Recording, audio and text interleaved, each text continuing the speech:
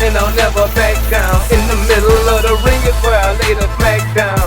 Against all odds, I will always prevail. So when you step to me, it's like hell in a cell. Greetings and salutations, this is Christopher Daniels. I'm talking to my main man Delzinski right now. Any video game show, any video game channel, any YouTube channel called Vintage Shizzle is indeed hashtag Daniels approved. Yo, alright guys, Delzinski here. Welcome to another We Talk Weekend. And as per usual, I am joined by my partner in crime, Smack Talks. How are you doing, mate? I'm doing well, man. Been an exciting week. It's been a really busy week. It has indeed. It's been even more so busy for me in terms of wrestling because I went to an ICW show and then obviously I met up with you at the 2K event. And I have to admit, getting a bit of a hands-on with WWE 2K16 was a pretty awesome experience. It was such an awesome game. I mean, we've covered it quite a bit with previews, but I don't even think that does it justice. Like, it was so good. Like, we really should just like have a sit down and just like talk about this with Wes because there's so much to cover. Such an awesome game. We're just 2 weeks away, less than 2 weeks for the release day. I know. It's literally right around the corner. And yeah, we probably should do that. We should arrange to have a sit down and a chat, me, you and Wes, about what we saw. Because I think, like, we've all made videos about things. You know, we've had our interview with Bryce. We've talked about what we've played. But as you do the commentaries, you're bound to miss things out. So I think maybe if we all sit down and have a chat about it, then it will kind of jog our memories. I keep remembering things that I forgot to mention. Like today, I think I tweeted out about the whole realism. When you chop someone to the chest, you get a bit of a mark in there. And it didn't cross my mind when I was, you know, putting together my notes for my video. But just things keep popping into my head. I think, oh yeah, remember that, remember this. It was really good, and I am undefeated on the game. Just so you know. Look, the triple threat didn't matter. We was in a rush, so we don't really. Well, we didn't even get to finish it. We just kind of ended it, but we didn't go 1-on-1. I just want to make that point quite clear. Yeah, I am undefeated against 2K. Let's just put that out there. I played 2K reps and conquered. I'm like Brock. You've conquered 2K. You need to move on to your next challenge. I know. To be honest, though, the match that we were playing, because just to let you guys know, we just towards the end of the event, we did like a quick triple threat match, and it was kind of in a bit of a rush, so we did it. But I have to admit, playing that match, it was a pretty good match up to that point when we obviously had to finish up. So, you know, I thought it was really, really good. Like the whole gameplay, and I said this in my commentary. Didn't really have a bad match, I don't think. There wasn't anything where, like, you know, with 2K15 at times, I'm just like, damn, man, can't seem to string a single good sequence together. But playing at the press day, I kind of thought everything was quite smooth. Playing against the AI, he seemed to be intelligent enough to put on a good match as well. Yeah, the AI seems to be a lot better. I think what really helps as well is the fact that you've got, like, limited reversals. So usually, if you're playing against the AI, then you tend to, if you're going to win the match, then you'll reverse pretty much everything. But because you're kind of limited and you don't want to reverse everything, it leads to a much more back and forth match. So I think in a way, that's quite a good thing. It was funny, actually, because I'm so used to like doing universe mode with back and forths. And when we was playing this for the first time, I was like, oh, hold on a minute, I can't do anything. I've just got to kind of like sit it out. I've got to wait and hope he can't get his finisher and defeat me, because that's how it feels like. When you've got limited reversals, you just kind of like a sitting duck until you think to yourself, well, now I've got one back, I can try and get some momentum and get back in this match. It does give an element of even more so realism, because that's how matches work. You have momentum, and then you know, then you get your opportunity to get back in the match. So I actually really liked them. I like having that addition to it. It's going to be interesting how that's going to work for me in universe mode. I'm still kind of pondering that, but from the actual entire day, it gave me a good idea in my head exactly where I want to go with Saturday night main event. So it was a good experience in that aspect. Yeah, it was awesome. Like, I think Did you find that you run out of reversal slots, or were you pretty much okay? Did you always seem to have one in like? No, I kept running out. Because I'm so used to it, I was just like not spamming the reversals, but I kind of just the minute I had them back, I was using them, and then they're gone. So that was a bit of a problem for me. I'm really going to have to have some patience and take a bit of a beating, and then get back into the match each time. So I think that's what they want you to do. They want you to think, well, at the moment, I'm not going to be able to get in this, but then I'm going to get a moment to get back in and strike. And then when you do get that moment, you've got to make the most of it. You've really got to beat down your opponent. So, yeah, that is the big thing this year. I think once you get over that hurdle and you kind of get used to it, and you realize, I can't reverse everything, otherwise I'm not going to have any slots left. And especially if someone's getting like towards a finisher, then you've got to kind of think a couple of moves ahead and think, I need to keep at least one. Because if they get that finisher in and I cannot reverse it, then it's going to be game over. So you've got to really kind of plan ahead in what you're going to do. And I think when it comes to like small moves like punches or stomps, then it's kind of pointless reversing them because your opponent will tend to like get another move in before you can actually get the chance to counter it. So you're best really keeping them for like the bigger moves to reverse. And I think at the same time that leads to a much more realistic match.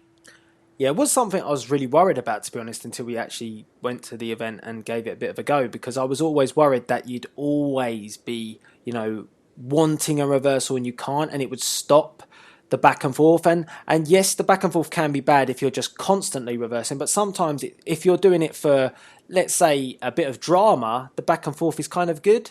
So I am happy in a way that the option is in there to turn it off as well, just in case you want to add a bit of epicness to your back and forths in if you're a YouTuber, for example. Yeah, absolutely. I mean, one good thing is like they've added in the rest holds. So if you do find yourself struggling, you can knock your opponent in the mat, press, I think it's down on the right stick, and that kind of sits them into a seated position. And from there you can kind of just apply a headlock, and it kind of weighs them down and it uses up their stamina. But at the same time, it gives you that time to kind of rebuild your reversals. So it's a good option to have in there. It just gives you that chance to kind of recover a little bit. Yeah, the simulation match, it feels so much like that now. That it's that element of realism is really kicking in with like slowing down the pace of the match, dictating the pace with the fact that someone can't have reversals. It's all about that, and it's good. It is really good. It gives you.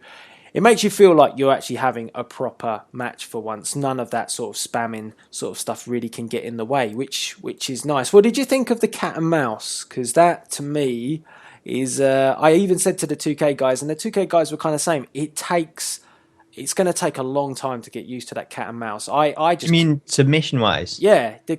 Chasing the... Is it the blue chases the red? Or the other way around? Well, it depends on if you player 1 or 2. I can't remember which is which. I think player 1 might be red.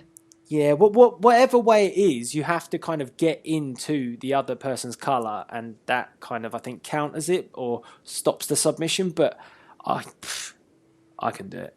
It's really kind of pot luck, I think, because did you play much of My Career? Because there's like a training part when you start that, and that goes through like the pin system and submissions.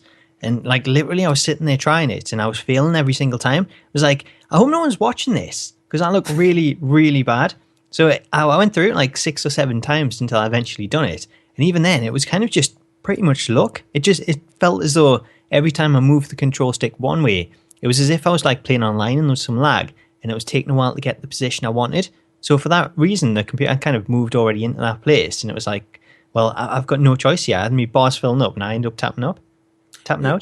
Yeah, I think you're going to have to use this sort of the training modes quite a lot to really hone your skills. I think that's probably the best way to say it. It's going to be, you're going to be doing that. It's trial and error constantly. I mean, much like all the games are, but this one even more so because they have upped the systems quite a bit. The pinning system, I kind of like it. I thought it was good. I thought I could kick out relatively well. I'm not going to lie. I think I was playing.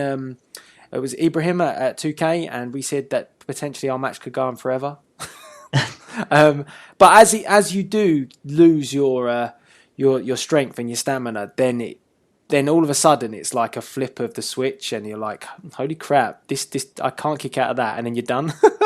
So it's nice to start, and then it gets really, really serious, and it's like, this is getting a bit difficult now. It is. I've got a question though for you. Did Sting win a match? Did Sting win a match? He did actually. He did. Oh, so it's not very realistic then. Oh, that's a bit harsh. He does have the woo as well. That's cool. I love all that. I love that they've added all I that. love the fact New Day's got the claps in there. Yeah, that's a nice addition. We saw. Well, I didn't see it on the day, but then the dev account released the Rusev one as well. So they are nice little additions to it, and they don't sound out of place. Like I think in previous ones, potentially they didn't sound quite right, but this year, I mean, it just sounds on point. Sounds perfect. It sounds amazing. Like there's so many that's been added. I just hope if you play as a manager and you've got Brie, she's got the come on Nikki. Yeah, that's what I think the Brodus guys are saying that as well. You know, surely she's going to have come on Nikki. She's Just gonna spam have it constantly. Well, that's like real life. That's what she does. It is. It's just extra level of realism. I think that was the thing about it on the day as well. Obviously, we were there to look at the showcase, the career, but when you're playing the game and you're looking at the gameplay, there were so many things to kind of get you sidetracked. You were like you know, when I noticed that thing with the chopping and you know it actually indents the body, it makes it go red. I was like, oh, I just need to kind of see that again. So I started playing it again, and like time just flew by when I was doing that. And next, I had a couple of matches with the 2K guys, and the next thing I knew, it was like done. But that's the thing. Like people don't really realize like how quick it goes. And like, especially for you being like the first time that you'd actually been there, you're going to want to spend some time like just actually playing the game itself and kind of getting used to it. Whereas like, even for me, someone that's played it before, I just want to like go through the different modes and the size of the create modes, like create a superstar, create an arena. There's so much in there, and trying to get through that, you don't really have time. And trying to make notes as well, it just passes so quick. And I think we had around 3 hours, but it kind of comes down to about in 2 hours and a half because we had like a presentation first. Yeah. Then we went off to do interviews. So it kind of breaks up a little bit more. And then when you think like 2 hours to go through an entire game, it's so hard to kind of cram that all in there. Yeah, and the other thing as well, you're talking to people at the event as well, so you know you're stopping and starting constantly. And I mean, I think the other thing as well, like I was doing Sting Taker, and I was trying to test out, I think it was No Holds Barred, and I was trying to test out to see the blood. I wanted to see what that was like, and I kept hitting Taker with the steps, and I couldn't get him to be busted open anymore. So I got into like things like that where I was testing the game out. I was thinking, you know, how can I bust him open? How far can it go? It's interesting to see. And then the next thing I know, I'm like, oh bang! Now you know I've got to move on to the next thing. So it just. I wonder what happens if you bust the Terminator open. I tell you, the concept should be that his face should come away a bit. And it should do, shouldn't it? It should just rip off the skin. It should, because if they've done this thing with, you know, making the chest red, the face red, then that should happen as well. But we didn't get to see that, but that would be interesting. So yeah, I mean, I was very thankful to 2K to letting me come down. I'm sure you're the same, to play the game. But time flies by, guys. You have no idea how quickly it goes. Absolutely. It was awesome just to give that sort of invite to go down. It's always a great opportunity just to sort of get that chance to play the game and just kind of relay that information back to people. Because there's so much people that really want information before they go out and spend like all this money on the game. Especially when you've got things like Season Pass and the option to go for like the Digital Deluxe, where it costs a lot of money. So they want to know what's in there. So it's really cool of them just to give them that opportunity so we can go down and get that information and kind of put it out there for them. Yeah, I've started noticing as well. There's a lot of, I think there was a lot of press releases as well, because there were some obviously PR people there as well. Seen a couple of articles come out. A lot of the focus around like the presentation side that Bryce gave. So there's that aspect as well. A lot of them were there to listen to Bryce's presentation and then feed that back as well. So I think we focused a lot more on the gameplay. That was what I was there to look at, because you played it, haven't you? You played it out at SummerSlam. Yeah, I'd already spent like 3 hours or something playing it, so I kind of got used to the gameplay.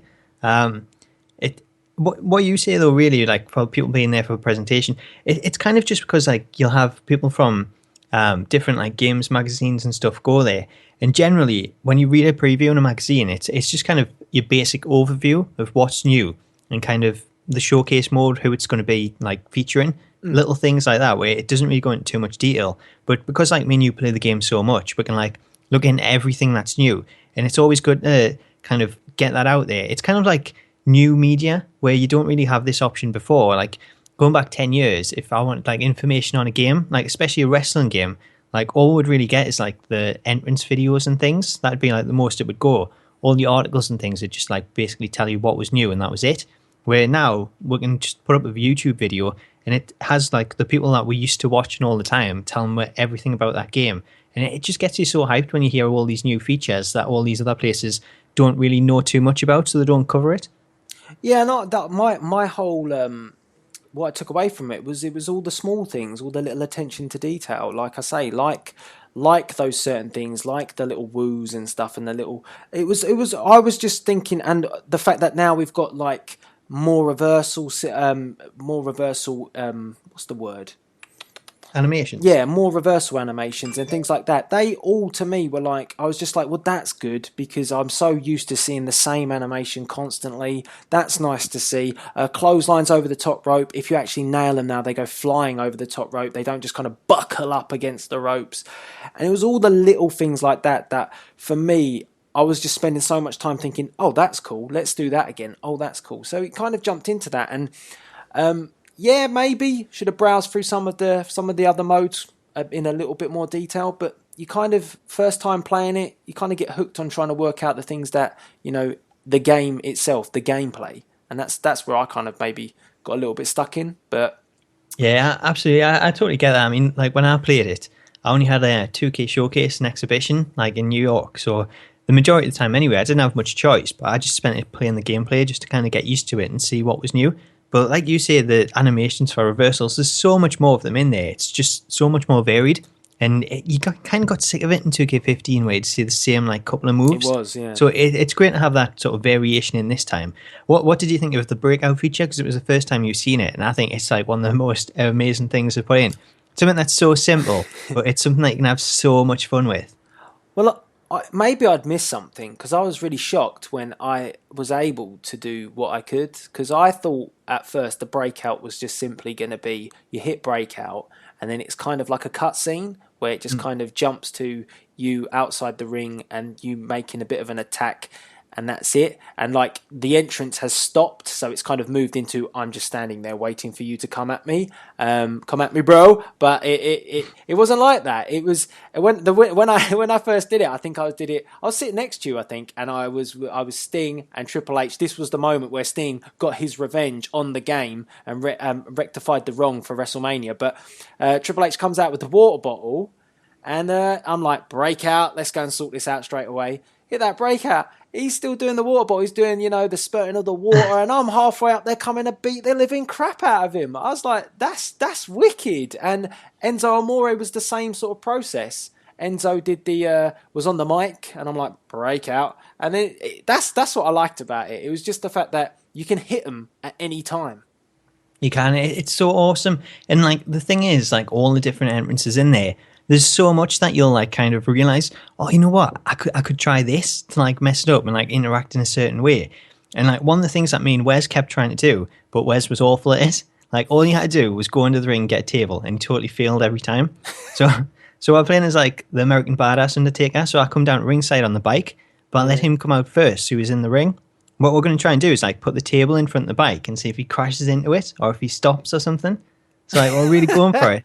Like we couldn't get that there, so I was like clotheslines off the bike. Like he totally missed, but like there's so many like things you could try and do. It's just like, oh, man, I cannot wait to like just sit down and play it and just see what is possible because it's so awesome. And someone said, I think someone tweeted Wes, we'll have to sit down with Wes and have a good old conversation about it. But someone tweeted him, did you try Roman Reigns? Like, because would the breakout work in the crowd? I think it probably like works when you get to ringside. So like we don't usually get that option on screen till like a certain moment. So I think he'll probably wait until he gets to ringside. I never tried Reigns, like I didn't think to. Yeah, that's it. You just at the time you're just so enthralled in playing whatever you're doing. It sometimes just doesn't pop into your head to try that out. Well, me and Wes were sitting there when we were going through like the breakouts, and we're like, oh, which entrances is being like really good? And we're like, oh, if Kalisto flips over like the top rope, we can like take him out with like an RKO and stuff like that. But like not having infinite finishes in there, we're trying to like build up finishes as people come to the ring. And it was just like when you're sitting there and you've got like so limited time, you're kind of rushing yourself to do it. Yeah. And you're thinking, oh, what entrances are there? And like your mind just goes completely blank. And like you totally forget about things like Roman Reigns, where it'd be really cool to like see what happens with that. But, there's so much fun that you're going to have with it.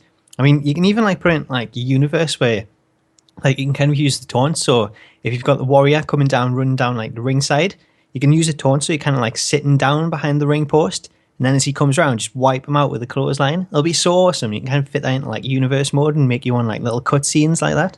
Yeah, that was there was quite a lot of talk that we didn't cover universe mode in a huge amount of detail. But I was thinking from a Saturday night point of view, main event, from a YouTuber universe, you know, I kind of said that looking just briefly at universe mode, it seemed like it hadn't changed too much. Probably we've got the same cutscenes. As I said, I didn't really go too much into it, but the fact is that if you were creating, because of these options like the breakout system, you know, these are going to be really useful for actually making your own kind of cutscenes in a way to make your universe mode even more unique. Create an arena as well, very helpful indeed.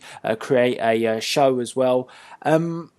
It's kind of, if you wanted your show or whatever you're making to be unique, you're going to get the opportunity this year. There's not going to be everything's the same. It's not going to be everybody's doing, you know, like people are having to use the Vengeance Arena for their universe mode. I'm sure that wasn't their choice, but sometimes, you know, you had to use that. For me, Main Event Arena kind of just wanted to get away from using Raw. Now I could go and, you know, revamp it to the max. It's kind of endless, like I said. It is. There's so many options in there, especially for like creating arena. So like you can put your own like models and stuff in there, like preset ones that's in the game. So if you want to create your own stage, you're not limited to the presets anymore. You can change the Titantron entirely, the sort of Walltrons, and then sort of Money in the Bank, the way you've got like ladders set up around the ring, around the entrance ramp. Then you can kind of put your own things in there. So you can put things in like ambulances. I think there's stretchers. Mm-hmm. Pretty sure I've seen a body bag in there as well. So there's like tons of like different options in there. Statue of Liberty's in there. You can just make your own, and like there's so much customizable options in there. Put some logos in, custom logos. Like you're all set. There's so much.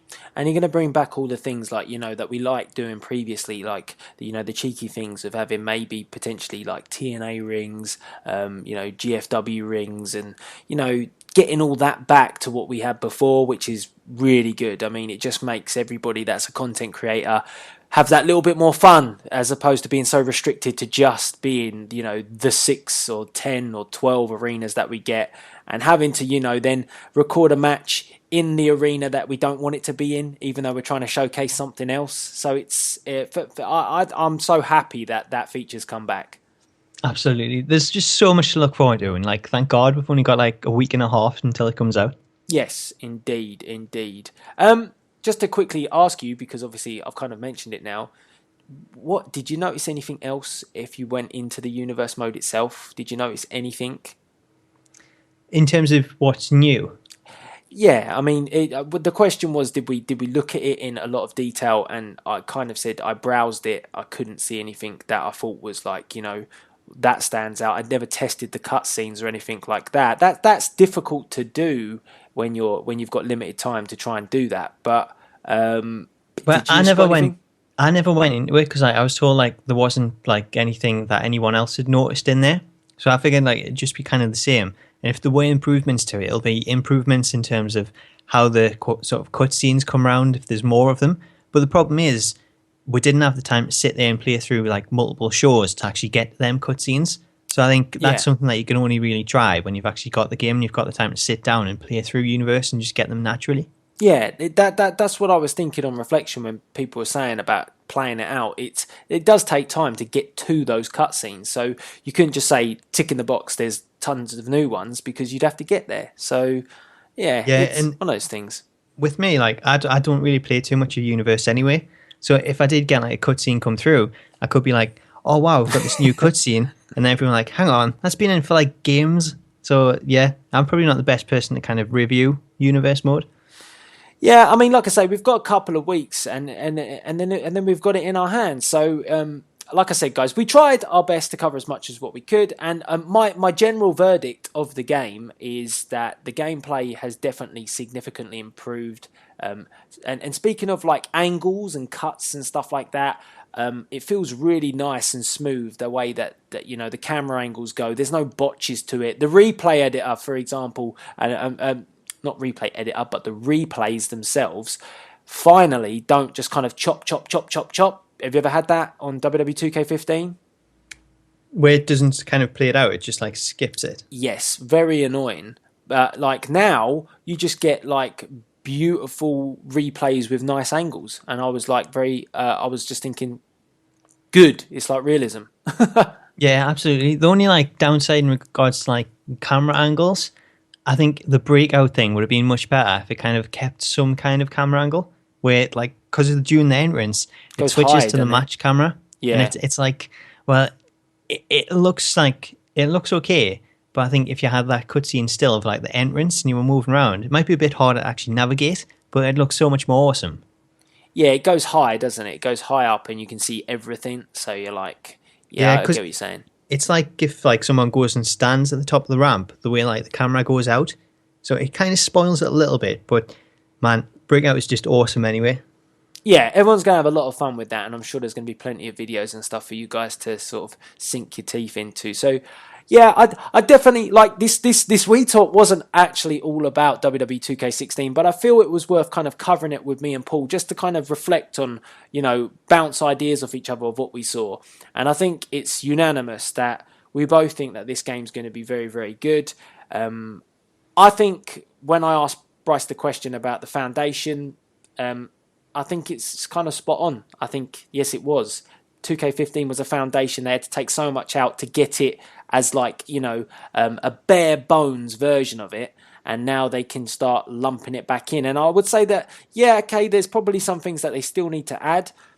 But each year now, we're going to get this more and more polished. And I think we really are building to some really, really awesome games. I think 16 will be awesome, but as it keeps moving forward, it's just going to get better and better and better. It is, and it's not just like they're throwing these modes back in, like creating arena and stuff. They're putting them in, but they're bringing in like all these different changes and like new additions. So when you think of like what they've done with creating arena and the changes that they've made because of the power of next gen, if you think of like things like that aren't in the game just yet, like story creator, then the signs are that by the time they get them back in, we're going to get so much more than what we got previously. So it'll be really worth waiting for, and I can't wait to see what they come up with next year. Yeah, it was bound to happen, wasn't it? It was bound to happen. They had to kind of get rid of all the THQ sort of coding and stuff and get their own hands-on. And it finally feels like they are becoming like, you know, hands-on with it from a 2K perspective. And it's got that NBA like twinge to it as well with all the My Career stuff now. So it's all good. It's all good. It is. It's such an awesome game, and I think it's only going to get better. Yes. So if you ever got any questions, I'm sure I've had plenty of questions this week, so I might as well take some more. I've got so many questions that I haven't answered yet. I spent ages before just answering them on Twitter, then some YouTube ones, and it's just never ending. It is, and as long as they're you know they're decent questions, because some people you just can't please. But as long as they're decent questions, then we will get back to you on them. So let us know by the comment section below. If you've got any other questions that we possibly haven't answered, anything you're interested in, we will try our best. What did you think of the Divas? Did you play as Eva Marie? No. No, I didn't get that far. I told you, I think I had like 4 matches. You didn't play as any of the Divas? I think my match with Ibrahim at least lasted about nearly, you know, a quarter of the time allocated. We just had it was who was it? It was Rock versus Orton. That is shocking. That is. How can you play as the Divas? What about this Divas Revolution? Even I played as Eva Marie. I took on Cameron. Did you? What did you do that for? You don't even like Eva Marie. Well, I know about it. See if it was realistic. Can she perform a headlock? Kind of. She's got some kind of moveset in there. So it was interesting. Like, the Divas, I think, really look really good. I played as Stephanie as well. Oh, she looked awesome. Like, her scan's really good. And we've got, like, a few different variations of her. So it's awesome to have her in there. I thought it was interesting, actually, just quickly thinking off the top of my head. I thought my question to Bryce was kind of interesting with his answer. Because I did ask him, you know, did he have any difficulty scanning anybody, like, this year? Because I remember last year he told us a story about Shawn Michaels going to the desert and stuff like that. And then, like, this year he was like, we got Taker. I was like, thinking, yeah, that couldn't have been that difficult. He's kind of about quite a bit these days. I didn't say that at the time, though. He's about a lot more. You were too busy, like, giving him USB sticks and things. I was just, being nice, promoting. I'm still wondering what was on there. Oh no, it was the VHSs, wasn't it, as well that I gave him. Oh, did you digitize them? I That's did. what was on there. I knew there was something. I had to get them back from the J-Man first. They're all sticky, man. man, as well. Don't know what's wrong with him. Maybe he's cracking some eggs on them. Not sure. Absolutely. Yeah, so let's kind of move on. That's the 2K talk out the way. And like I say, got any questions, let us know by the comment section below. Be happy to answer them. I'm kind of glad that we had something to talk about in terms of that. Also, I went to ICW, very good. And I will say, if you've had an opportunity, or if you haven't had an opportunity to go and watch ICW live, please do. It's very good. It's like I say, it's pushing the boundaries a little bit. Lots of chair shots. So if you're It's very ECW like, isn't it? yeah, if you're looking for something that goes a bit extreme and stuff, but you've got fantastic talent there. I mean, you've got like Drew Galloway. We all know his credentials from, being not pushed that well in WWE, but he's gone from strength to strength from leaving. Jack Jester, if you haven't seen him, he's just an awesome heel. He's a proper heel. He doesn't play up to the crowd. He just makes you rather angry with the fact that he is such an arse as well. So that, he does his job as a heel properly. Entertaining guys like Joe Hendry, Shah Samuels, the controversial Grado's in there as well.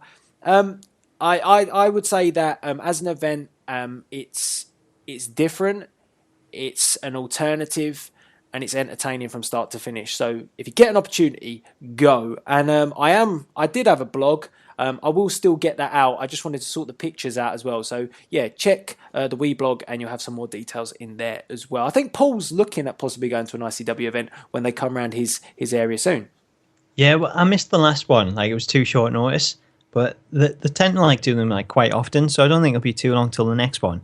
And then I've also got 5-star wrestling one coming up in, I think it's January in Newcastle. Cool. So it should be interesting. Should be plenty of wrestling over the next couple of months. We've got Raw, we've got NXT, We have. Yeah, we're both going to Raw in Manchester with Wes and the Games Dungeon. So I'll try and link that channel in the description box below. So that should be good. Weed's kind of coming out the closet. Better not say that. Weeds is returning from the dungeon. Not Wes's dungeon.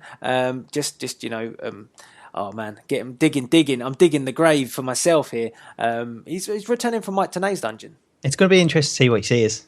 I know. So we'll be quizzing him as well. We'll try and maybe do something whilst we're out there. We'll try our best to maybe do some sort of commentary or something like that. That'd be pretty good. We'll have to do a We Talk live there. So we've got the four of us. Yeah, that sounds like a pretty good idea. So if you're interested in that, make sure you hit the like button as well. Yeah, there's plenty of stuff. Oh, the only thing I wanted to sort of touch on quickly is because we're going to go into Raw, and I think that there's a guy out there that really deserves to be honest, be in NXT or the WWE. Mike Scurll. I've seen Mike Scurll wrestle at 4 or 5 events now, and he never ever has a bad match. He took Del Rio to another level at an FPW event. It was just awesome to watch. I think I've got some things on my Instagram of that match. He faced Drew Galloway at the ICW show, and he was absolutely awesome again.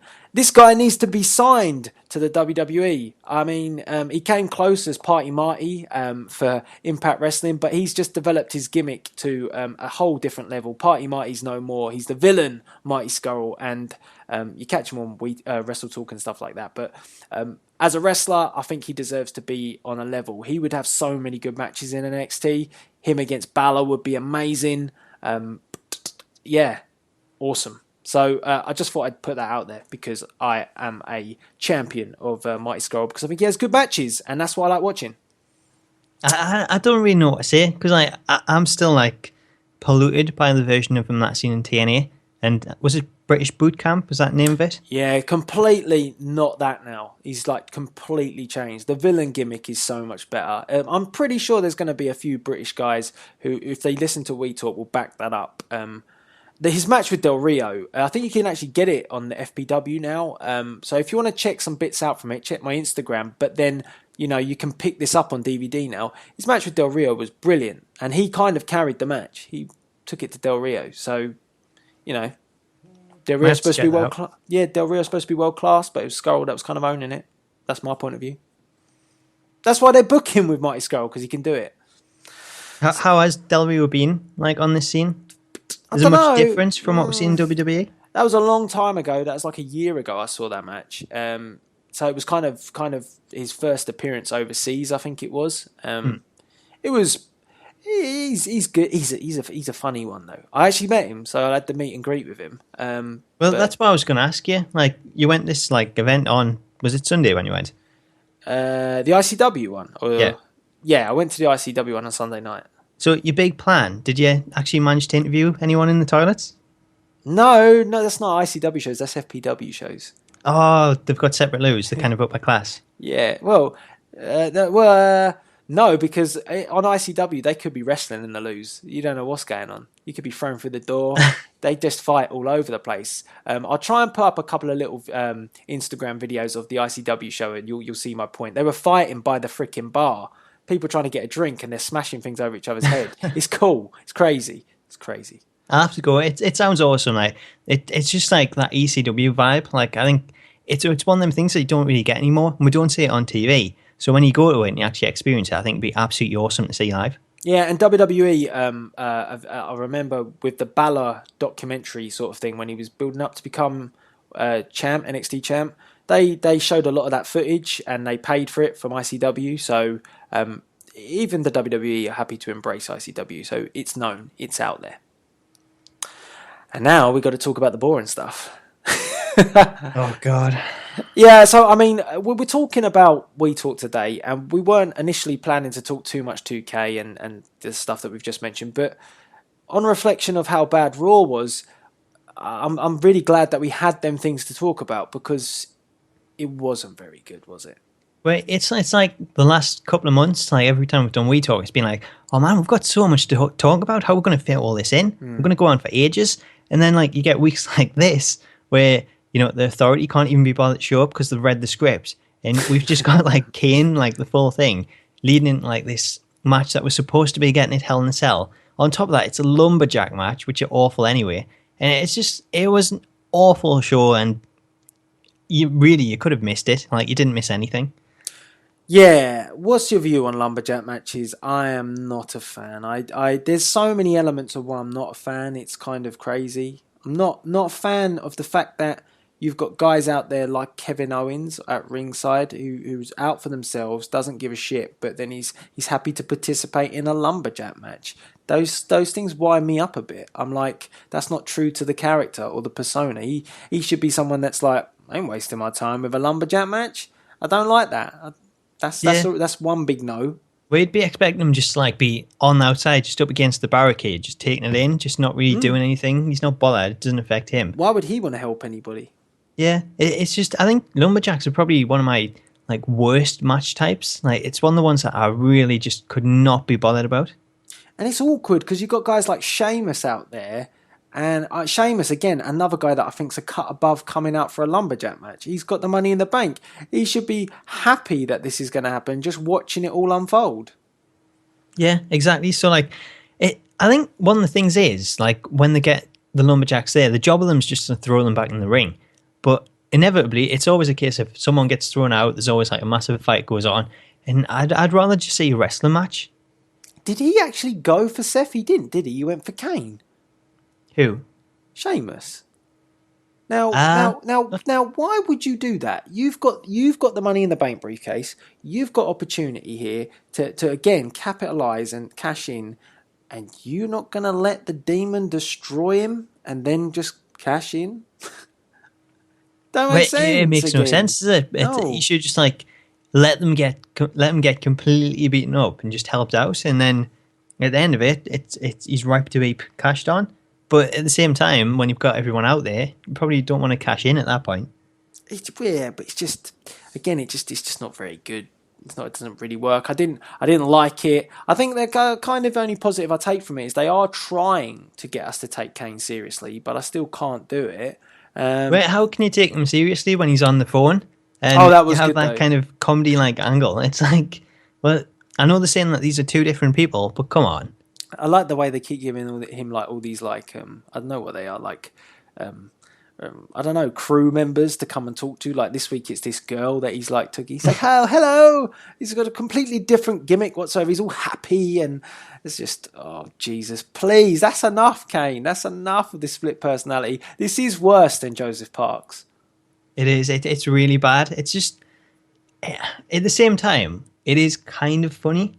Like, I still kind of enjoy it, but at the same time, I'm sitting there thinking, this isn't Kane. What are you doing? You're making this worse.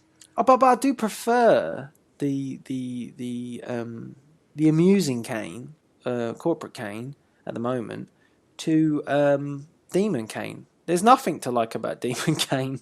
Well, he's giving you what you want, though, isn't he? He's like completely like, well, he's the demon. He's beating up Seth Rollins. Is that not what you want? Do you not want the monster Kane? He's not a monster. Is it just the mask again? I was like thinking when I was watching the Lumberjack match, and they all beat him down. I was like thinking of like flashbacks to like Undertaker against Yokozuna, and they all destroyed him. And then I was like, no, it's not going that way, because Kane is never of that level. He can never ever aspire to have that sort of beating and it looked good. Because even when he sat up, I was just like, nah. He chokeslammed Xavier Woods, and who else did he chokeslam? Chokeslam someone else. Who else was the other dude he chokeslam? No one. No, see, it's not even of me worth noting, because it wasn't anyone that was worth chokeslamming. It was just because they were there. It was just an awful raw, though. It's just one thing that you want to forget. Do you not like the whole, like, you play with fire, you're going to get burned? Is what I've got on a poster in my office. Like, every single week he's got all these amazing posters. Oh, I don't know. I don't know. I told you, the demon gimmick and everything is just dead. It's just dead. It is completely dead. They need to revamp him. They can't revamp him. They've got to do this. This is the only way they can do it. And then Corporate Kane gets fired if he doesn't beat Seth Rollins. Are you looking forward to Hell in a Cell for this match alone? Like, if it wasn't for Lesnar Taker, would this event really be selling? Like, no, I genuinely think that this is why they knew it. They knew it. It's not even the main event, is it? Well, I said this on We Talk a couple of weeks back. They had to use Sting because they had to sell. They needed a big draw for their like Night of Champions event. Sting gets that job done easy peasy, and with Rollins, it was going to be good. Now they knew that they got the Beast back. They're not so worried about the championship, and that's why they've lumped in Kane, because no one could give a shit about it anyway. Well, it's Seth's reign, isn't it? No one can really give too much of a shit about it, because it's not great, and I think they know that. That's why they're putting on these other main events, and it takes the focus of it. Thing is though, like there's elements where I was like, oh, that's pretty good. Like when he flipped out of the what was he going for? I think he's trying to reverse the pedigree, land on his feet. If Rollins at that point had just knocked down the demon and run away, I would have preferred it. But instead, he just got dropped on his head with a big fat tombstone this week.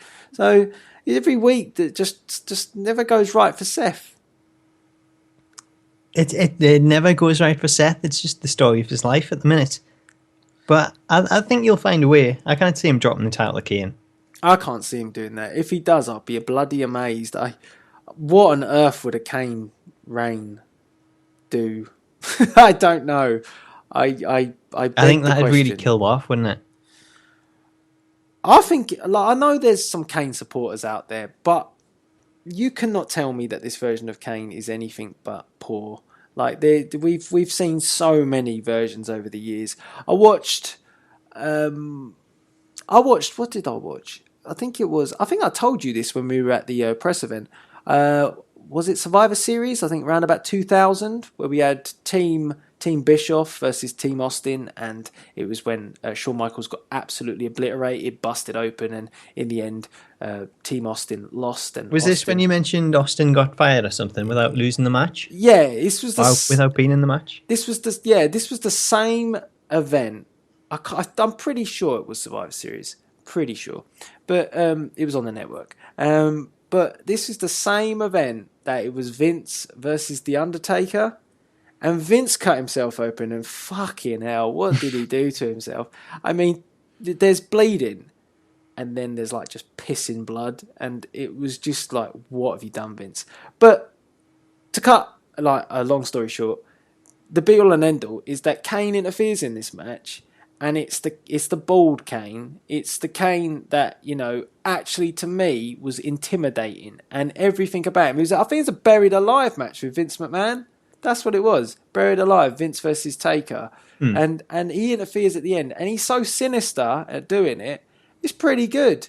That sinisterhood has gone out the window. He's not sinister at all. I can't take him seriously. Nothing about him creeps me out in the slightest.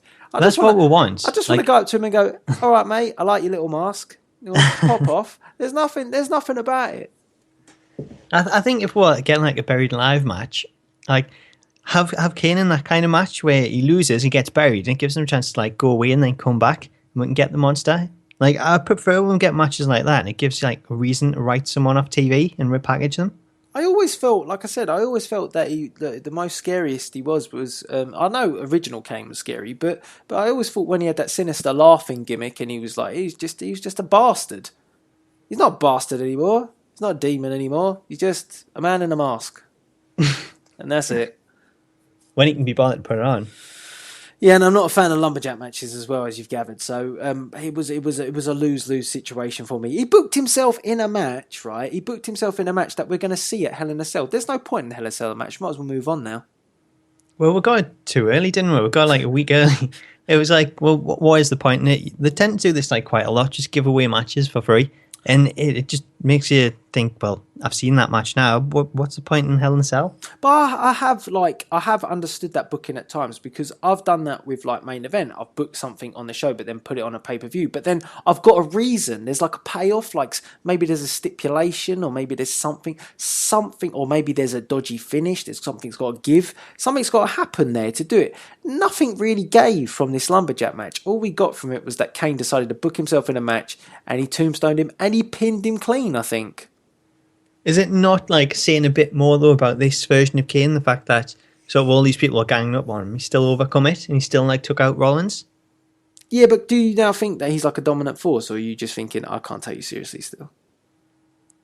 Well, more of the second, but maybe they're getting towards the first. They've just got to like persevere with it and just you can't see what they can come up with. No.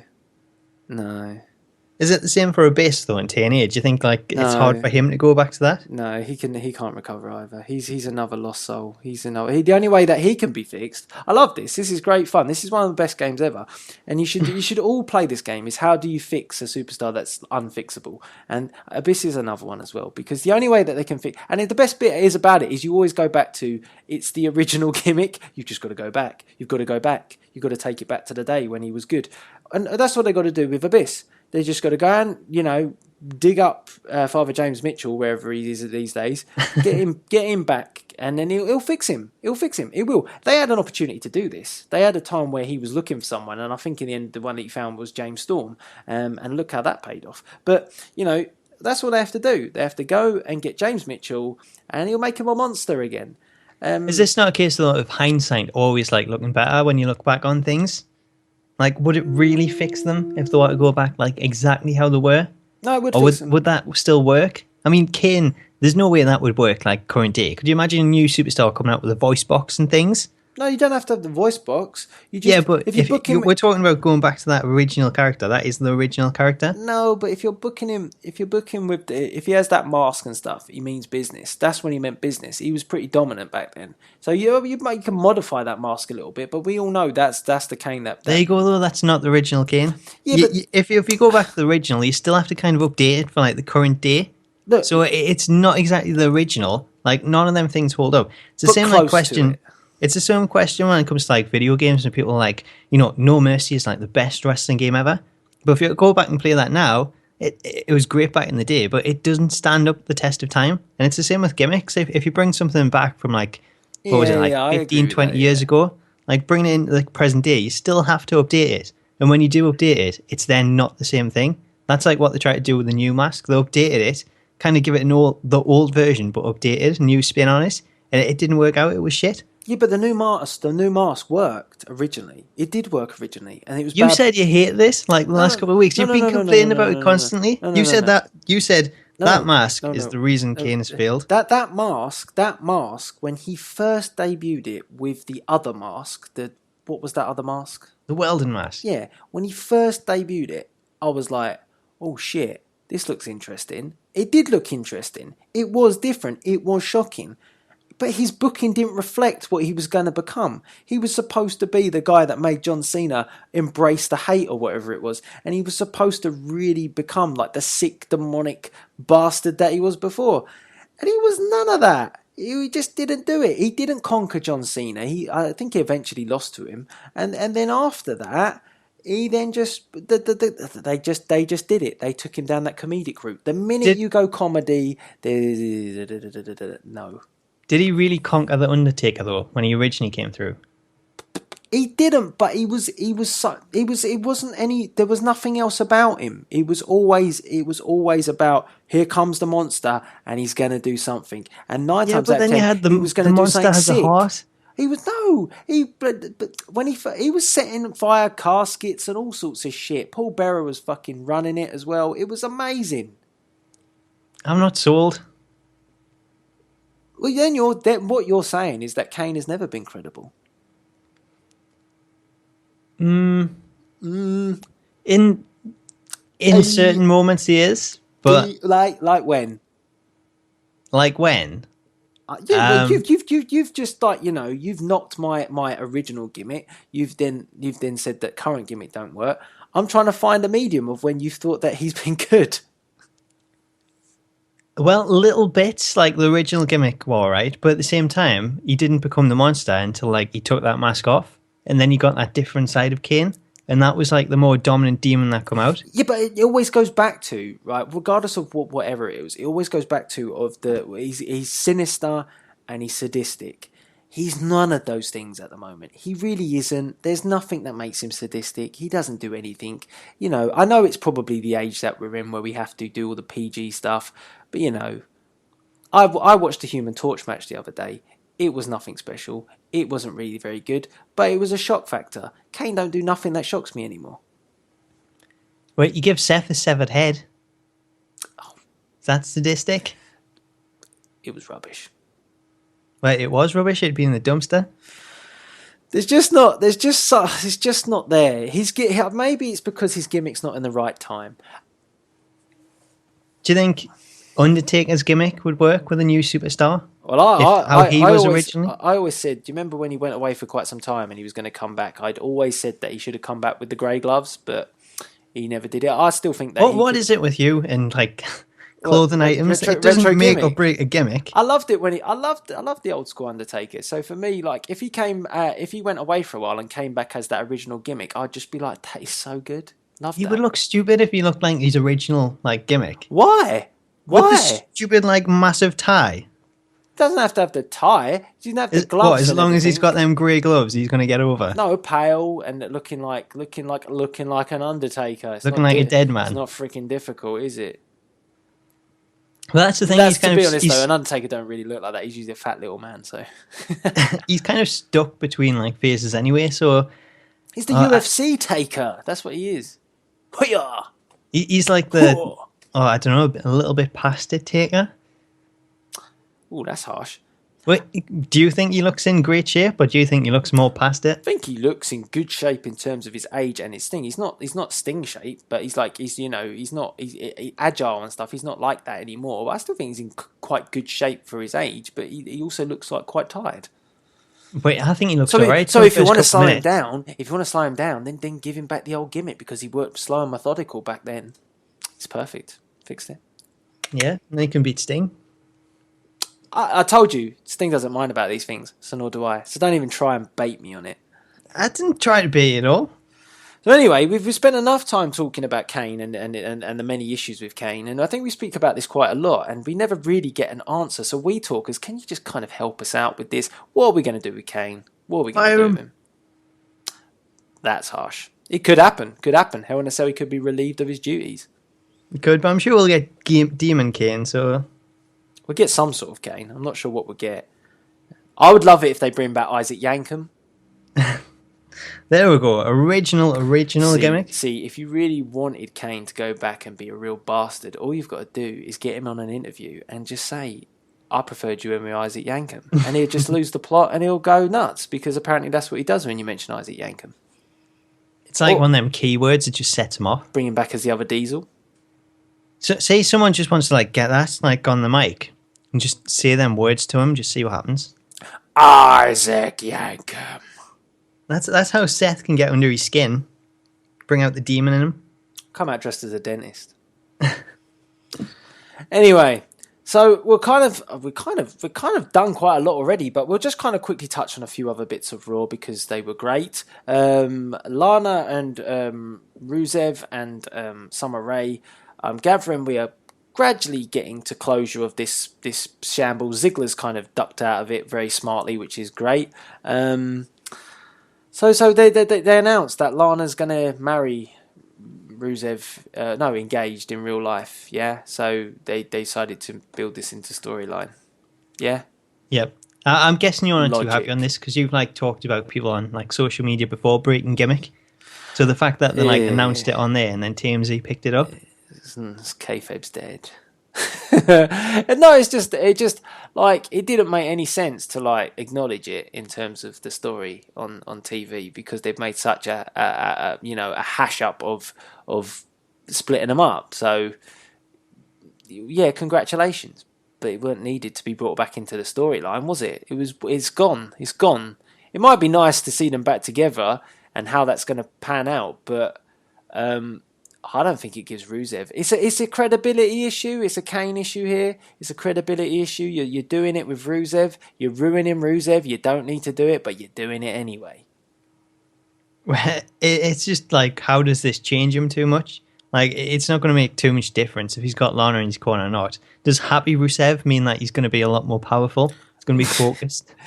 You might smile a bit more. Great line. I mean, what will be nice is we will get some awesome Rusev faces with the wedding photos. That's for sure. I can't wait for them. That would be amazing. Lana. I don't know who that was, to be honest. Who the hell was that? I don't know. He's more like Lana. I don't know what he does anymore. What does he do? I think that was like Isaac Yankem, wasn't it? Probably, but I mean, it's not good. You think how good Rusev was when he first sort of come in, how dominant he was, and look at what he's doing now. Well, it's completely different. It's not the same, is it? I just hope like it allows them to kind of go back a bit to like you've just been talking about the original gimmicks. So like set them back and we'll just get original Lana. Maybe that one will work. And as for Lana, I mean, I've kind of softened to her a little bit because I've been quite harsh on her in recent weeks on We Talk. I've seen what she does in terms of like press events and stuff, so she does look like she's quite a nice lady when it comes to everything. So there's nothing against her. It's just I really can't stand all the selfies of the broken arm and I will return stronger than ever. It's almost like got a career-ending injury when she just got hurt arm. So still can't break through that barrier. But I like I say, I appreciate the injury, but you can still be on Raw if you wanted to be. Do you think it'll be a different Lana though? Do you think like Ziggler would have affected her? Because we're seeing all these pictures and stuff that she's posted, and it's not very like Lana, of the Russian gimmick. Yeah, so she's going to go back to the Russian gimmick now. Well, if she does, like, and she continues to post these pictures and things, it doesn't fit in with it. So if they're going to like embrace what's happening on social media, then Dolph Ziggler's just moved on, isn't he? He's just got over it. It's just to be done with that. You can't be dealing with that shit anymore. Who's next? Who's next in his little black book? It's like Goldberg, isn't it? Who's next? I know exactly. Well, he's got a record as well. He's probably he's knocked it out of all the divas so far. So I mean, he's probably undefeated still. Anyone denied him yet? Nikki Bella. Maybe that's the first defeat. Maybe. John Cena's pissed about that one. That's why Ziggler. That's why he beat him with 1-8. Yeah, that's why Ziggler never gets the push because of all that stuff, all that shizzle. Nasty Cena. How dare you? How dare you hold back Ziggler? What do you make of Ziggler? Do you like the fact that we're getting a bit different now that he's separated from that angle? We're going to get a push for Ziggler, or it's not got a push. He lost.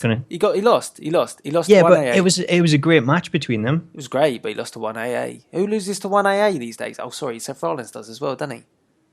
He does, but Brock he's a Lesnar, world how champion, many isn't he? does Brock Lesnar take? Anybody? Any takers on that? Anyone? Anyone know? No. He doesn't lose to one AA, does he? Brock Lesnar don't do that. But everyone else, if I remember rightly, didn't Rollins once kick out of like 2 or 3 or whatever, and then he kind of then remembered that, oh no, we're fighting the almighty Cena here. We cannot do that. Well, he didn't want that US title, though, did he? No, and then obviously don't forget, obviously Ziggy just gets told one and done. Do you not think he's like starting to look a bit more like Shawn Michaels? I've said this before. I said he's got the boots now, and I think you said he's morphing into him. So His face looked really weird this week. I thought he was like morphing into like young Shawn Michaels. He looked more like him in like the game like a couple of years ago. And he's got the tights as well. you remember everyone used to compare him to Mr. Perfect. Yeah. Now he's going to be Shawn Michaels. Well, I've always said like he kind of has that Michaels vibe, and he's got the super kick in there as well. It's like the second coming. I know. I mean, anyone would think that they put that in their universe mode. Absolutely. Yeah, I don't know. I still don't think he's going anywhere soon. Like in terms of significantly, I feel that they've ballsed it up big time. But we just got to accept it now. I think he's accepted it. Where everyone has, so it's kind of a level playing field, isn't it? Yeah. All being ballsed up. So I mean, as you can see, as we give you this rundown of what we thought of Raw, we gradually just kind of sink more and more into depression. To be honest with you guys. Yeah, it's kind of gone like really downhill, isn't it? But to kind of bring it back to something positive, we have got the Austin podcast, which is next week. It is. It takes place this Monday, so I'm really looking forward to that. So that'll be good. I'm looking forward to that more than I'm Raw, just to see what this interaction is between Austin and Lesnar. Because could this lead to WrestleMania? No. I'd like it to. I'd really hope that when Austin keeps saying no, that it's just because he doesn't want to like let the internet explode yet. But when he has this, if this gets really heated and hostile, and potentially we have a face off and everything like that, and if Heyman's around, he can hype it a little bit as well. Then yeah, we could have like an amazing WrestleMania on our hands. And if you want to fill out, the stadium in Texas, then it's all there for the taking if Austin's up for it. But I don't know. I think he's telling the truth. I don't think he is going to be at WrestleMania. I think it is just a work when he does these things, testing the water. But no. I believe him, to be honest. I'm disappointed that I do, because I would love to actually like return for that one match against Lesnar. It's a perfect opportunity. Like, it won't come around again, WrestleMania in Texas, and against Lesnar, it's a match that I want to see. And it's like the dangling in front of her, and it's just like you can't have it. I think he'll be involved. I just don't know what He'll be like way. guest host or something, like The Rock was. Yeah, it could be a referee, I don't know, in the main event or something like that, or some match with Lesnar or something. Could do something like that. Has he not already done that? Did he not referee a match with Lesnar? He did, that was Goldberg. And yeah. We all know what happened with that. Fell asleep during that. It was kind of interesting, though, when Lesnar flipped off the fans. That was hilarious, to be honest with you. It was brilliant. I think people wanted to flip off the fans this week in Chicago, if I remember Roman Reigns' his response of, what? You can't hear me, you want it? Or something like that? Yeah, he got a load of watch chants. I think like the Chicago crowd is always very vocal, so they give him a hard time. We had like more CM Punk chants as usual, and there was plenty going on. They kind of hijacked the show, but to be honest, I don't blame them this time around, because it was such an awful show. How have we got back to this? Don't know. Let's move back. So yeah, the podcast. I'm very much looking forward to it. We should get a few answers, and it will be interesting, because if they want to work it like the way that the Heyman one went, then Austin's going to be with a bit of a temperament. If I think it all kicks off and they're all very nice, I reckon they might be saving that little money shot for the end again, where it will turn a bit funny if they talk about WrestleMania. Lesnar takes a little dig of old man. Be interesting to see how Lesnar talks, because Lesnar's not the best talker. So in this scenario, we'll get to see what Lesnar does, if he's actually got any rehearsed lines, because he's not the best at breaking those lines. Yeah, I think that's one of the things I'm like looking forward to, just to see how he handles it. Because I kind of expect Heyman to be there, but I don't know if he will really. I think he'll probably be like left to Lesnar. And like you say, Heyman might come in at the end, maybe like promote something for WrestleMania, maybe tease it. But I could definitely see this like going off the air with the two of them kind of in a standoff. Yeah, who wins? I think Lesnar. Who wins? Yeah, who wins? Who would win that face-off if it kind of exploded? I think Lesnar. On the podcast or on WrestleMania? On the podcast. I don't think they'll have a fight on the podcast, but I would say between the two, it's going to be Austin. No, it's going to be Lesnar. Lesnar F5 him. Austin can hit a stunner. It's not going to happen on Lesnar's the podcast, out. but if it was a dream scenario, I think Lesnar would do him. Match-wise, I would say it's got to be Austin. No doubt about that. In Texas? Yeah, I think match-wise, that's probably right. But if you're booking the Beast, you never know. It'd be good, though, if you took out like Austin on the podcast and that led to the match. That would be good. I think we're kind of exaggerating. I think we're just going to get a podcast and that's it. But I think so. Like, we're just kind of fantasy booking. But after Raw, what can we do? Exactly. And last but not least, I think on this week's We Talk, we will cover, there's not a lot to really talk about of it, to be honest with you, but a little bit of TNA. They got their title tournament. They've got quite a lot of people wrestling who don't wrestle for them anymore. Saw James Storm in there. Mahaba. Is that his name? Mahaba? The guy from the Revolution. The Indian guy. Oh yeah, Alan Shearer. That's it. Alan Shearer. Alan Shearer won. He won his match against Crazy Steve. You only watched like 60 seconds of TNA, so I'm going to expose you here. I watched the full thing, and the commentary in that match with Shearer, they actually say it's like, because this was taped months ago when he was in the Revolution. Mm. Then the commentators actually pointed out the fact he had like the Revolution things on his like tights, and they give the explanation of like he's left them there to remind him like what went on with it, and it was like, oh come on, like why even point it out? Yes, curse of the commentator, eh?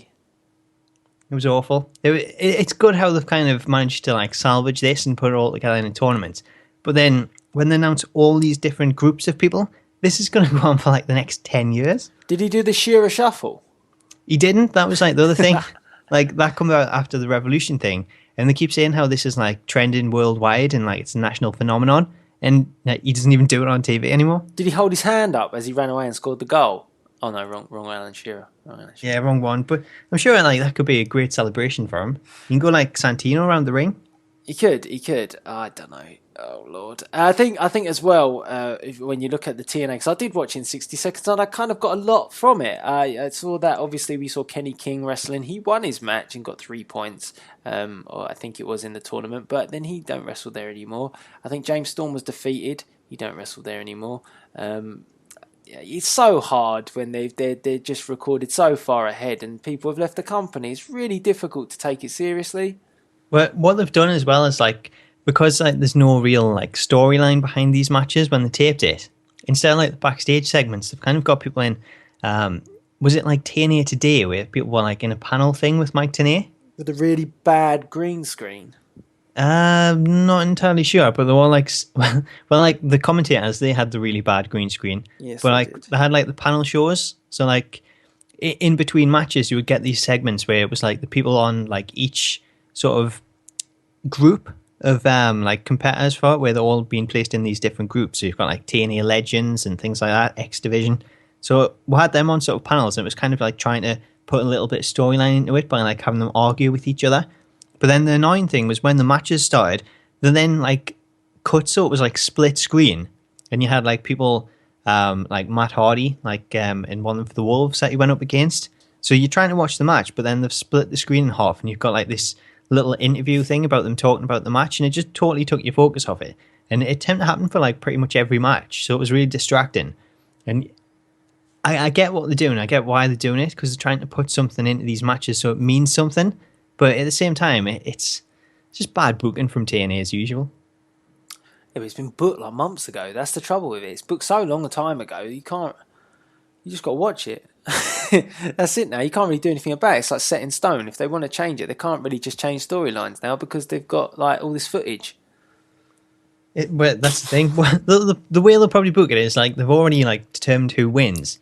I bet by the time like they come to tape like the finals for it or award the championship, that person's probably going to be out of contract anyway. Yeah, I'll be really happy when they get to a point where they've kind of used up all this footage and they've negotiated whatever, if they get another deal or something like that. I just want to see some sort of fresh stuff. I don't want to keep seeing these guys that are, rocking up in NXT and whatnot like that. It's not good. It's not healthy. It's not working. Yeah, they need to do something because they're losing people's interest big time now.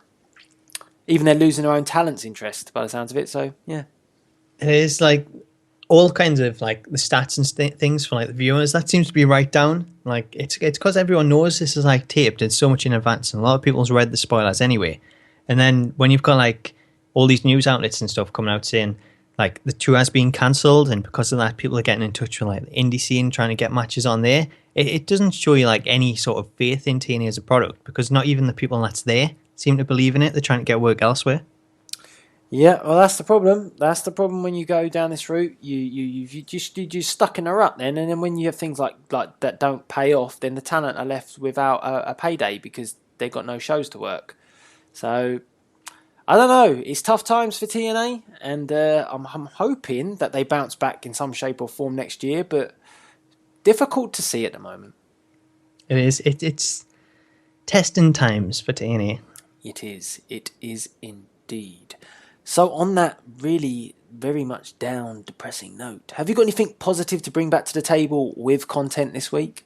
Of course, there's WWE 2K16. So if you haven't already, you can check out my preview on the Smack Talks channel. There's an interview with Bryce where he avoids pretty much every question that I asked him. And then if you want something a little bit more geeky, there's TARDIS Talk, which is on a new channel. So that is now a channel that me and Ella both run. So it's called Regeneration X. You won't get the kind of name, but it's got like loads of geeky stuff on there. There's Doctor Who, podcast of TARDIS Talk, and I'm going to do Minecraft and things on there as well. So it's well worth checking out. Do you do like because it's called Regeneration X? Do you have like videos of you and Elle doing like, I don't know, TARDIS chops, like crotch chops? Is it like a play on DX? Yeah. It's a play on DX because the Doctor regenerates, so I went with the regeneration. And Regeneration X is in DX. It's genius, isn't it? Which one of you is Triple H and which one of you is Shawn Michaels? Well, we're both amazing. We're both amazing. We've combined like both talents. Triple Michaels. Triple Michaels. We're as good as three Michaels. This conversation is not going very well. Yeah, it's not going very well, is it? Anyway, I quite like the name actually, Regeneration X. Well, it's a good tag team name as well. You have to record like the DX theme, like with like, I don't know, snippets of Doctor Who. Like you could have like Regeneration X, and then have like what the hell was that? TARDIS, and then have something like that. That's what you could do. TARDIS. I'm sure we can come up with something a little bit better than that. I thought it sounded alright. That sounds more like Austin's theme. No, that's like it's like that. Sound like a little dead cat in the background. Help me! Hey, this is going to be awesome. Don't be putting it down. I'm not. I'm trying to help you with your themes. Regeneration X could have a really good one, couldn't it? Yeah, man, you don't need to help me. Like, have you not heard us singing Frozen songs? No. Got an amazing voice. You don't have to worry about that. I still need to see that, actually, to be honest. You need to link me this. You don't need to see it. You need to listen. I need to listen to it. So yeah, I mean, pretty much loads of WWE 2K16 stuff coming from you, and obviously Regeneration X. That's the remix version. It still sounds better than your intro. Everyone loves my intro. Ladies love the intros. I don't know what that is. That sounds like the Asda advert where you slap your ass. Yeah, on my side, anyway, getting back to business. Saturday night main event tonight, although we're recording this on Friday. So yeah, it will be Saturday. So on Saturday night's main event, you've got the final episode building towards Hell in a Cell. Hell in a Cell is next weekend. It's the last show we're doing on WWE 2K15, and then we move into WWE 2K16. So we'll have that little break, get ourselves ready, refresh, get used to the game, and then boom, we'll be back again and taking on all challenges to Universe Mode. So just bring it. All you challengers out there. I'm sure there's going to be quite a few. Do you think you'll still be on top? We will try our best. I think we've toppled a few so far. We've seen some disappear. We've seen some be defeated. We're ready for anybody. I hope that SNME management have got people locked into contracts. It's not going to be a 10-year situation. People jumping ship. Someone keeps telling me that people keep... I don't know why I've got this voice at the moment, but people keep telling me that they're all moving places, but they're still on my show. I just haven't used them. Is this your new management voice? Is this going to be worked into the show? It could be. Hello, welcome to Saturday Night Main Event. Are you ready? It's very classic. It feels like 80s wrestling. We could if we go old school. If we go to an old school main event show, I can do it. I can do the commentary like that. Hello, welcome. It's like that Sky Sports announcer that used to do wrestling. I don't know his name, but it sounds a bit like him. You don't like the classic ones for WWE? Richard Keys. No, not Richard Keys. Oh, you're talking about Lord Alfred Hayes. I can't remember his name. He's not Sky Sports presenter. I don't know who you're talking about. He is. I'm sure he is. Anyway, like I said, we're ready to take on all challenges. So you know what you forgot as well? What? You've got FAM tomorrow. I know. I was getting to that. No, you didn't. You totally forgot about it. I released the trailer today. You stole my thunder. You were going to tell people it wasn't even happening. You're going to just breeze over it because of all your past showings and how bad you've performed. We're going to see you in the ring for more than 30 seconds this time. Record breaker. That's me. That's me, the record breaker. For all the wrong reasons. Royal Rumble, setting the trend, coming out and setting a record. I am like the unstoppable. No one wants these records. Please take this. I've got all the records. No one wants them because they can't have them. They are mine. I don't even know what you're going to go with. There's going to be a FAM event where I finally conquer. So when it happens, anyway, you're on Team Tubby Emu, aren't you? What's wrong with that? Notice that you are not the team captain. Says a lot. You know what? I can just let people do the work for us. I don't need to get involved. This is Tubby's team. He can take charge. I'll just come in, do what I need to do, win the match. Yard's gonna take you guys down. I'm surprised you're not fighting for Yard. Maybe I could be the inside man. Who knows? You'll have to watch and find out. I will have to watch. You will all have to watch it as well. It's going to be really good. And yeah, obviously, just recertifies that Smack Talks. He's not the team captain. He's not the captain of the team. I can be bigger than the team. Did you not see me promo?